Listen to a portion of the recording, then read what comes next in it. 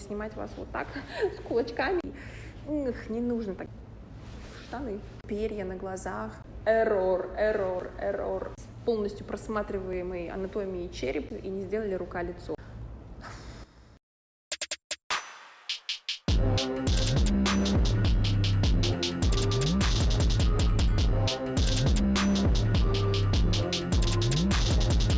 Всем привет, друзья! Меня зовут Катя, Wow Look Pro, и сегодня в этом коротеньком видео я хотела бы обсудить с вами, о чем вы забыли, когда вы в прошлый раз готовились к фотосессии, почему хорошего визажиста, стилиста, фотографа недостаточно для того, чтобы съемка получилась удачной, и как сделать так, чтобы никогда в жизни ко мне в ленту Инстаграма не попасть. Погнали! Мне бы хотелось, чтобы это видео было полезно как тем, кто никогда в жизни не участвовал в фотосессии и хочет так себя подготовить, чтобы максимально учесть все детали, нюансы, так и тем, кто ходит по съемкам регулярно, но никогда не смотрел на подготовку глазами фотографа. Сегодня у вас это получится. Итак, с чего начинается любая фотосессия? Она начинается с запроса, с вашего запроса. И этот запрос, как правило, звучит так: «Хочу красивую фотосессию», «Хочу красивые фотографии». Что значит красивую фотосессию? Можно быть красивой голой в лесу, а можно быть в вечернем образе в студии с софитами, тоже весьма красиво. Начать нужно с того, для чего конкретно вам эта съемка. Она для того, чтобы презентовать себя в соцсетях, для того, чтобы в этих соцсетях что-то продавать. Может быть, она для того, чтобы вы попробовали себя раскрыть как модель. Может быть, она для того, чтобы вы смогли себя почувствовать красивой. Может быть, вы хотите впечатлить этими кадрами кого-то, там, весь интернет, либо конкретно какого-то человека, тогда мы будем ориентироваться на его вкусы, да? И так или иначе, отвечая на эти вопросы, вы будете складывать картинку в голове. Может быть, даже не в своей, но в моей точно. Поэтому, когда вы формулируете запрос, задачу для вашей съемки, важно рассказывать максимально все. Хочу красиво. Ну что значит хочу красиво? У нас у всех безумно разные вкусы, и они могут различаться даже в деталях. Даже если в общем и я, и вы можем любить минимализм, или можем любить черно-белую фотографию, раскладывая на детали, можно уйти в абсолютно две разные стороны. Именно поэтому важно подкреплять свое «хочу красиво» какими-то визуальными образами. Например, какую из этих фотосессий вы считаете красивой? Спорим, наши ответы будут абсолютно разные. Именно поэтому, когда вы готовитесь к съемке и пишете свой запрос для фотографа, вам нужно найти, не полениться, хотя бы 1-2 кадра чужих, либо этого фотографа, либо модели, за которой вы следите, либо даже вашей подруги, неважно чьи, но примеры близкие к тому, что хотелось бы вам. У каждого из нас огромные папки с сохраненными фотографиями, даже если вы не имеете отношения к этой сфере, открыв который, вы поймете, что меня очень сильно зацепил вот этот образ, меня очень сильно зацепила вот эта съемка, мне очень сильно понравилось, как вот здесь выглядит девушка, для меня она здесь выглядит очень сексуальной, например, и мне бы хотелось сейчас тоже производить такое впечатление. И взяв по крупицам вот такие хотя бы какие-то минимальные зацепочки и отправив их фотографу, вы уже начнете рисовать эту картину, которую дальше фотограф, визажист, стилист и прочие вам помогут дорисовать и оформить это все в правильный итог. Отвечая на все эти вопросы даже для самой себя, вы откроете, развяжете руки специалистам расширить вам представление о том, как это можно сделать. Не бойтесь, что как только вы пришлете какой-то снимок и скажете «хочу так», вам сделают идентично так же, и ваша съемка не будет уникальной. Наоборот, любой хороший специалист вам тут же предложит более широкое представление о том, как это может выглядеть, и вы вдохновитесь также, и вы почувствуете, в какую сторону вам размышлять дальше.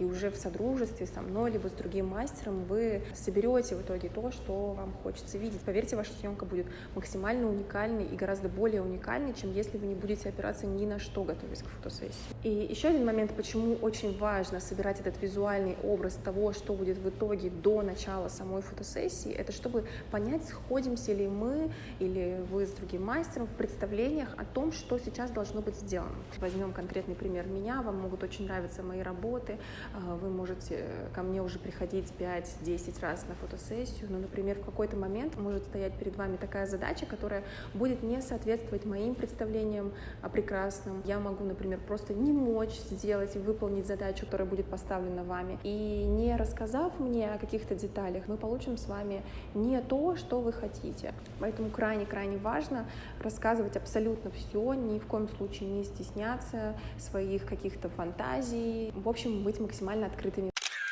Все, супер. Теперь у нас с вами есть задача, которую мы с вами должны выполнить на этой фотосессии. Начинаем собирать образ. Все, что касается внешнего: макияж, укладка, одежда, аксессуары, фотостудия, либо это какая-то локация на природе. Все, абсолютно все, что будет присутствовать в кадре, должно либо усиливать этот образ, подходить под эту нашу задумку, либо этого не должно присутствовать в кадре. Очень часто в процессе съемки я сталкиваюсь с тем, что девчонки не хотят снимать какие-то классные часы, хотя они абсолютно не подходят к образу, но им же хочется, чтобы все эти часы увидели. Не хотят снимать сережки под предлогом, что ой, да их очень тяжело снимать, они точно не подходят, они же такие нейтральные, пускай они будут там, да забей, неважно. Или, например, в выборе условно даже стула, на котором сидеть, руководствуются чисто вот он стул, вот я на него смотрю, он мне нравится или не нравится. Но стул может быть безумно уродливым, но вы себе даже не представляете, как он может усиливать вашу красоту, вашу подачу и то, что нам нужно сделать. В вопросе выбора каждой детали нужно доверять профессионалу. И если вам стилист сказал, что нужно снять эти сережки, снять эти часы, не надевать лучше эти любимые лабутены, потому что они вообще никак не работают в этом кадре, а лучше остаться босиком. Поверить и довериться. В этих вопросах придется доверять профессионалам, потому что каждый пазл, который стоит не на своем месте, даже если вся остальная мозаика сложена невероятно идеально и красиво, этот пазл, он будет бросаться в глаза больше всего, он будет очевиден всем окружающим, даже, может быть, не вам, ведь этот пазл неправильно лежащий, это ваш любимый предмет, и вам он не будет, условно, мозолить глаза, но всем окружающим это будет безумно очевидно, и не нужно так делать, доверяйте профессионалам. В той ситуации, когда не так критично, не так важно, что именно это будет, профессионал вам скажет об этом, он даст вам этот выбор, он скажет, что выбери сама, здесь не принципиально. Хочешь, возьми эти сережки, хочешь, возьми эти. Вот какие сейчас тебе ближе по душе. И те, и другие очень хорошо подойдут. Либо вы можете полностью отстраниться и сказать: я сделаю все так, как ты скажешь, мы уже с тобой поставили задачу, вот сделай мне максимально такой приближенный к этому результат. И профессионал уже сам выхватит вот эти вот кусочки из возможного варианта выборов, который у нас будет. И теперь мне хотелось бы обсудить с вами моменты, что несмотря на то, что задачи у съемок все-таки всегда кардинально разные, есть все-таки какие-то такие зацепочки, даже вот во внешнем образе, которые будут достаточно универсальны для большинства, то есть для большинства съемок они будут работать. И первое, о чем мне хотелось бы сказать, это слишком неестественный маникюр. Каждый день приходят девчонки с вот такими длиннющими какими-то розовыми ядерными ногтями, и при этом говорят мне о том, что мы с вами сейчас будем делать естественность, маникюр, я его просто не успела снять, или ему всего неделька, дальше-то я просто еду там на отдых, и он там будет очень мне актуален и будет там работать, но сейчас на съемке он не работает, и что, мне снимать вас вот так, с кулачками? Куда прятать эти когти? Штаны. Я понимаю, действительно, длинные, остренькие ноготочки, особенно телесного цвета, в жизни могут удлинять пальчики, могут делать их тоньше, и многие девчонки чувствуют в этом необходимость для себя, пожалуйста. Но съемка — это же не то, что происходит с вами каждый день. Готовьтесь заранее. Если вы чувствуете, что вы сейчас только сделали этот маникюр, либо вам он будет нужен для чего-то, расставляйте приоритеты. Я никогда не выставлю даже идеальную съемку, в которой все будет прекрасно, и вы будете просто на высоте безумно божественными, с ногтями, которые там будут просто бельмом в глазу. Такой кадр не окажется у меня в ленте. Да, если у нас съемка в стиле хип-хоп, если вы там Мия Бойко, класс, идеально, эти ногти идеально подойдут. Для всех остальных случаев, пожалуйста, обрезайте ногти, делайте нейтральный маникюр, либо просто полностью его снимите, это супер бюджетно, и вообще не нужно тогда даже тратиться на это, если вопрос стоит финансово. И последний аргумент в сторону того, чтобы снять ногти. Я всегда говорю, задумайтесь о том, чтобы эта съемка была для вас актуальна и сквозь года. Какой вам интерес делать фотосессию, которая будет актуальна месяц, 2 месяца? Если вы артист, если вы делаете контент каждый день, каждую неделю, несколько раз в неделю, это один вопрос, если это проходная съемка для контента. Но если это съемка, которую вы делаете раз в год, сделайте так, чтобы это было максимально актуально, чтобы через 5 лет вы посмотрели на эту фотосессию и не сделали рука-лицо, чтобы вы подумали: вау, эти кадры до сих пор мне нравятся, эти кадры до сих пор актуальны. Ключ вот этого эффекта актуальности заключается в том, чтобы все было максимально естественно. Естественность — это единственное, что актуально абсолютно всегда.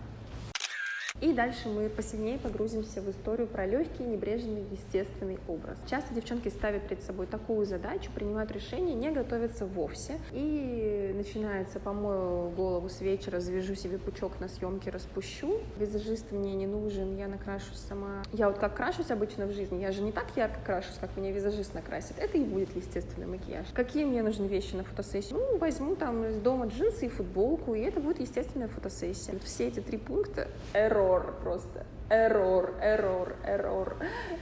Это все не работает. Во-первых, если вы делаете макияж менее ярко, чем визажист, это не означает, что вы сделаете макияж естественным. Господи, парадокс, но поймите, о чем я говорю. Важно чувствовать вот эти детали. Например, большинство девчонок, ставя перед собой задачу естественного образа, ни в какую не соглашаются не накрасить себе ресницы для съемки. На это соглашаются единицы, что крайне странно. Я сразу же, можно вам напишу огромными буквами, и вы это запомните и никогда больше не забудете. Без туши ваши глаза не выглядят маленькими, ваши глаза не выглядят уставшими, вы не потеряетесь, не будете блеклой мышью в кадре и т.д. и т.п.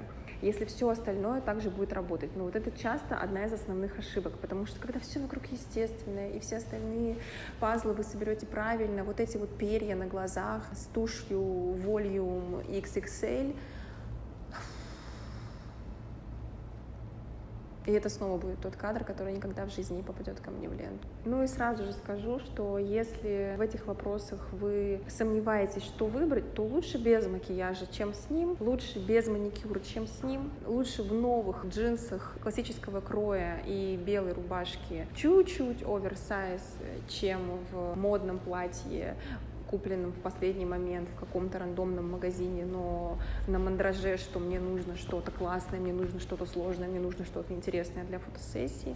Всегда выбор в пользу простоты, ухоженности, чистоты, цвета, света, пространства. Всегда этот выбор, он будет более правильным.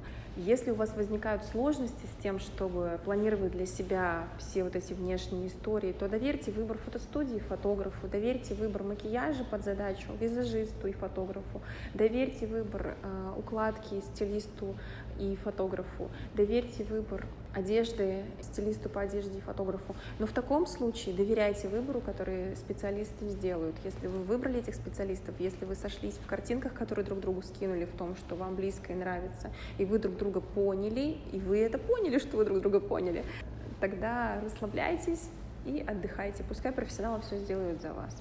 Далее, что касается подготовки пространства к съемке. Только фотограф знает, какой свет нужен для этой съемки. Только фотограф знает, какое пространство будет работать на эту съемку, а не усложнять ее. Только фотограф знает, какое время лучше всего снимать, чтобы свет был максимально правильным. Вы можете обладать какими-то общими знаниями и можете задавать вопросы фотографу, но выбор этого всего стоит также доверять фотографу. И если фотограф вам говорит, что чтобы сделать такую съемку, нужно выбирать из этих 3 фотостудий и нужно снимать в 9 часов вечера в солнечный день, значит, будет так. Если фотограф говорит, что я эту съемку могу сделать в любом освещении, мы можем с тобой пойти хоть прямо сегодня ночью, в 2 часа ночи в любую фотостудию, значит, это тоже так оно и есть. И опять же, зациклившись на какой-то фотостудии, которая, например, появилась новая, либо вам она понравилась внешне, она может совершенно не подходить под эти условия. Если вы свободны в пятницу в 4 или хотите сделать макияж, укладку у стилиста, чтобы потом пойти вечером в кафе, и вам удобно провести эту съемку, потом не удивляйтесь, что какая-то деталь в этой съемке не работает, потому что то место, где вам было удобнее, и тот свет, который был на тот момент, какой-то, какой повезло, если это естественный свет, он может не работать на эту съемку. Будьте к этому готовы. Это не плохо, не хорошо. Вы можете быть не так сильно требовательны к результату, и вы можете давать в этом вопросе немножко больше свободы, и будьте готовы к тому, что результат будет чуть-чуть более непредсказуемый. Он не будет некрасивый. Он, конечно же, вам понравится, но будьте готовы к тому, что он будет неожиданным для вас в какой-то степени. Когда, например, мы проводим съемки на заливе, я всегда отслеживаю такой нюанс, как силу ветра. Вот как часто вы, например, проверяете, какой силы ветер на улице. Ну, может быть, ради просто интереса, когда вы видите, что на улице ураган, вы откроете такие: нифига себе, 12 метров в секунду, вау! А делая съемку на заливе, большинство скажет: солнечная погода, день, бежим снимать, самое главное солнце, самое главное голубое небо, и приехать в этот момент на залив. И любой фотограф вам скажет, что нет ничего хуже, чем снимать в 12 часов дня на раскаленном солнце. Мало кто получится красивым, особенно в купальнике в этот период. И уж тем более мало кто будет смотреть на то, какой силы ветер дует, а на заливе, если ветер выше 5 метров в секунду, ваши укладки, если у вас не вот такая вот копна волос, которую невозможно поднять, вы будете лысым человеком с полностью просматриваемой анатомией черепа, либо с волосами на лицо, на блеске, на макияже и прочее. Кому это надо? Никому. Поэтому если фотограф говорит, что да, все факторы идеально сходятся, но камон, ветер слишком сильный, мы не сможем сейчас там снимать, это будет проблемно, это будет некомфортно, ты не будешь в энергии правильной, которая нам нужна для этой съемки, значит, нужно перенести. Но опять же, если задача не настолько жесткая и вы готовы к экспериментам, любая непогода — это возможность получить более уникальный кадр. В данной ситуации, если вы готовы, если вы жаждете того, чтобы жизнь вам преподносила самое уникальное и невероятное, тогда круто, тогда собираемся и едем быстрее снимать, и только будем радоваться с вами, что наш образ попадет в неожиданные обстоятельства. Будем с этим работать. И хотелось бы сделать такую небольшую, но очень важную ремарку. К сожалению, в народе очень сильно устоялось такое понятие, что все можно исправить фотошопом. Очень часто приходят люди, которые упускают определенные моменты из подготовки и, смеясь, улыбаясь и радуясь, говорят: ну ведь это же можно исправить в фотошопе. Как происходит исправление в фотошопе? Если вы пришли с отросшим маникюром, сижу я, либо сидит ретушер, и время своей жизни тратит на то, чтобы каждый ваш пальчик дорисовать ваш маникюр. Если вы пришли с распущенным мокрым пучком после ночи, и судьба так распорядилась, что волосы легли некрасиво, необъемно. Фотографы, ретушер — это те люди, которые сидят и рисуют вам новую укладку, новое лицо, новый макияж, новую одежду, новый маникюр. Зачем вам вы нарисованные? Тогда идите к художнику, он там вам может нарисовать действительно все, что угодно, и не придется перерисовывать, он с нуля может нарисовать вам что угодно. Если это отсутствие эпиляции, если это отросший маникюр, педикюр, если это неглаженная одежда, когда в любой фотостудии уже есть отпариватели, и можно ими воспользоваться, даже если довести вещи в идеальном состоянии для вас проблема, приезжайте заранее, и лично я отпарю вам вещи, главное, скажите об этом заранее. Все эти моменты, если они допущены безалаберностью и неуважительным отношением, в кадре будут оставлены. Потому что было принято решение моделью, заказчиком съемки, что в кадре это будет так.